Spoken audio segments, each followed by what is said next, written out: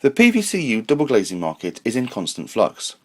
In an exclusive interview with the Glazine, Rehau's Wolfgang Gorner shared his views on recent developments and how Rehau, one of the biggest systems companies in terms of output, was adapting to changing market conditions.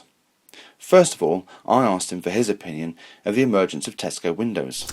I actually look at it as being quite positive from a couple of points of view.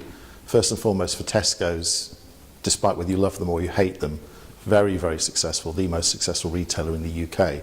For them to see value in windows and doors, I think is a positive sign.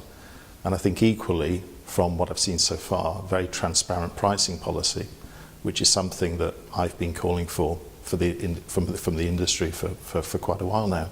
Is this just an attempt by Tesco to benefit from the Green Deal? I think Tesco, for them to actually make the decision to go into the window industry, shows that they see a long-term future in it, and if it's on the back of the Green Deal or other initiatives, I think that only helps to actually promote the rest of the industry. Is there still enough business to go after? The industry effectively, particularly in the last 5 years, has reinvented itself. We now have the replacement of the replacement, and people are looking now to save energy in their property, but people are very concerned about the aesthetics of their property, with less people moving now and people actually spending money on the upgrade of the existing property. They're looking at how can I improve the outward aesthetics of the property, how can I improve security, very importantly, how can I improve the acoustics. So whilst the industry is very focused at the moment on window energy ratings and how do I improve the overall thermal efficiency of the property, if you speak to the homeowner and the decision makers, there's a whole raft of factors that they take into account in the decision-making process. How has Rehau positioned itself in the marketplace? We've always recognised that our key market, whilst we service a whole variety of markets in the window industry in the UK and the Republic of Ireland, the key market is the replacement market for us. But equally, we're not forgetting the other markets, such as the commercial new build, where we continue to support our customers in what are difficult times, but a market that is still very, very important and still generating significant amounts of volume. What impact will the acquisition of the WHS Halo brand by Vica have on the industry? I think if you look at it from one point of view, it affirms how important the UK market strategically is to companies such as Vica. For Vica to have invested in a large competitor such as Halo, at what is a difficult time for the UK market, I think we should see as a positive sign. How the dynamics of the deal will ultimately work will be interesting to see, because from our perspective you've got two brands which are very, very close within the industry, and how Vica managed to, or how they manage that in the long term will be interesting to see. Wolfgang explained that the recent merger didn't put pressure on Rehau in terms of size, so I asked him if Rehau was looking to acquire another company. We never rule anything out, to be perfectly honest.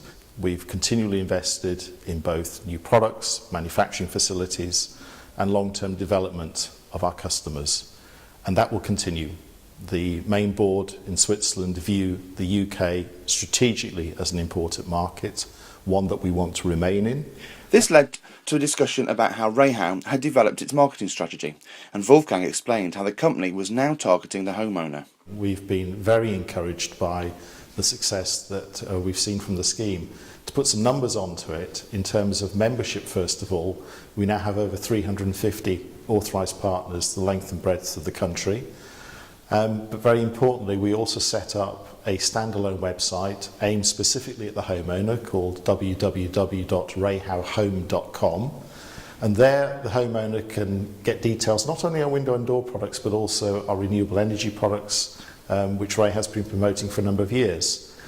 In terms of visits to that site, we had a target this year that we wanted to achieve 30,000 visits to that site. We've already achieved that, and we're only halfway through the year. And has this led to increased output? No, I mean, we haven't seen tonnage increases, but then again, just to stand still in what is a very, very difficult market is an achievement in itself.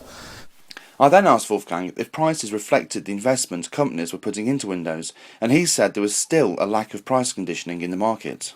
I always use the example that you could take one of our windows onto a high street anywhere in the country. You could stop 10 individuals on the high street and ask them what would they expect to pay for that window installed in their property, and you would get 10 widely differing answers. And I think that's wrong, and I think that's a problem the industry needs to address. And so we came a full circle, as Wolfgang said that Tesco should bring some structure to pricing. The UK consumer wants to be sold to, and they will pay where they perceive they're getting value.